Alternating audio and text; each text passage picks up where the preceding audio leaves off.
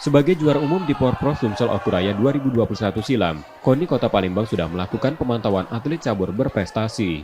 Selain menargetkan kembali juara umum, Palembang menjadikan Porprov sebagai seleksi atlet potensialnya. Kita ada talent scouting, kita ada atlet nasional, kita ada atlet yang sudah mempunyai nama. Ini mungkin ada pengecualian, bukan hanya Porkot yang menjadi ajang seleksi mereka ke Porprov. Kita ada beberapa atlet nasional yang sekarang juga pelatnas di Jakarta. Nah, inilah akan memberi ruang kita.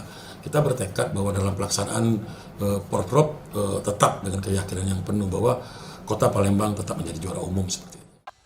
Porprov Sumatera Selatan ke-14 nanti akan digelar di Kabupaten Lahat akhir tahun 2023. Nur Muhammad, Kompas TV, Palembang, Sumatera Selatan.